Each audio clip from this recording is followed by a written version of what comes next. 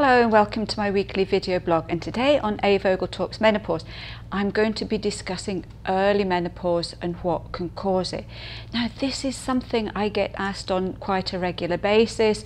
Younger women are really puzzled. They don't know whether they're going through the menopause or not, and very often when they go to the doctors with what we would describe as common menopause symptoms, they're told maybe don't be silly, you're far too early, there's nothing else going on, and very often they're just left in the limbo. So I thought today we'd have another little sort of closer look at this. Now there are a very small number of women who are in their late teens and up to maybe late 20s who get what's called a premature menopause. This is very rare, and very often there are underlying medical issues involved as well. Women between 30 and 40 in some sources say that this is a premature menopause as well. From about 40 to 45 it's considered an early menopause. The average menopausal age is 45 to 55, which is quite a big age group, and then a small number of women will go on after that to what's called a late menopause. And I've heard women who are literally in their late 50s still getting periods, wondering when the menopause is going to strike. But for now we're looking really at those women who are in the 30 to maybe 45 year age bracket. Now what can cause an early or a premature menopause, unless it's sort of for medical reasons? Well, there can be a number of reasons, certainly. One of the main ones is hereditary. So very often if you find that you're getting menopause symptoms in your late 30s, early 40s, and you're thinking, is this the menopause or not? Is, if you can, to ask other close female relatives. This could be your mum, your grandmother, your older sisters, or even your aunties, and see what age they started the menopause.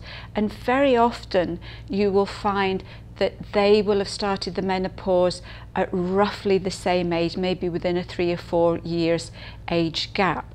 So if you're getting menopause symptoms and any of these close female relatives started around the same time, then you can probably be sure that this is you starting the menopause, even if you're told that maybe you're far too young for it.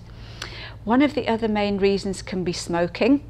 So I'm not going to say any more than that. This is one that really can certainly affect your hormones, so best avoid it if you possibly can, although we do know that this is something it can be very difficult to stop, so we are sort of understanding of this situation.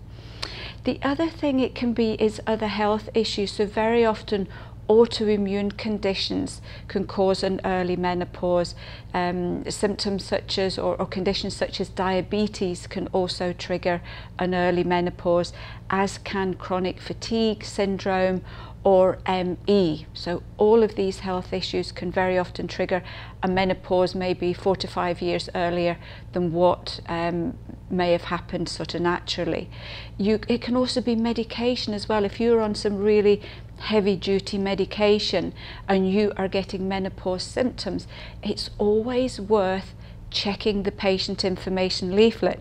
And it's amazing how many women contact me, they're on medication and they're saying, am I going through the menopause?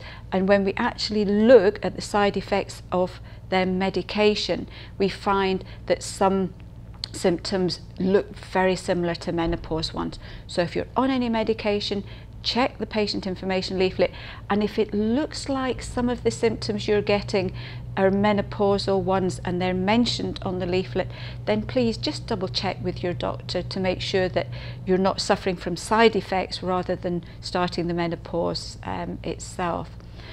The other thing that can cause an earlier menopause is if you're really overweight or very underweight, because both of these situations can affect the way that estrogen is stored and distributed through the body. So what sort of things do you really need to look at here? What are the drawbacks of going through an earlier menopause? One of the main ones is the fact that you are living without estrogen for longer, and we know that low estrogen can potentially cause other health issues. So we know that low estrogen can affect heart function, it can affect your bones, it can be a contributory factor to osteoporosis, things like anxiety, all your mood situations, depression as well. So very often you're recommended to be put on HRT, which I'll talk about in a minute.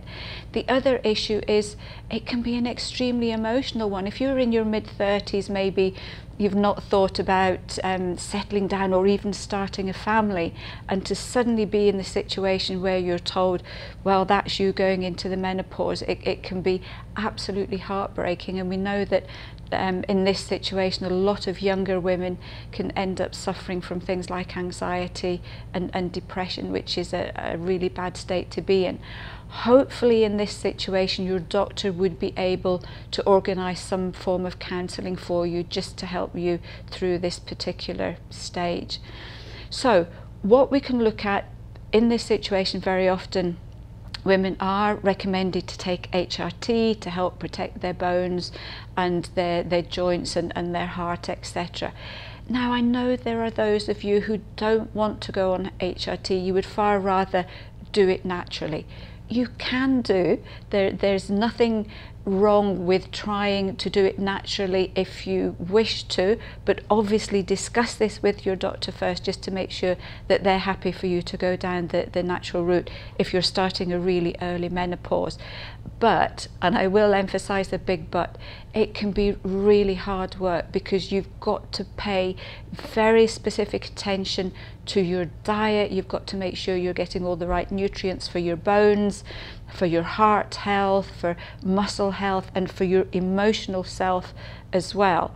So it's really important that you get a good diet. You've got to look at exercise, because many exercises are very, very good for bone health as well. So this is something, if you wish to go down this route, then I would advise consulting someone like a nutritional therapist to start with, just to get yourself on the right track, so that you don't end up having problems a little later on down the line.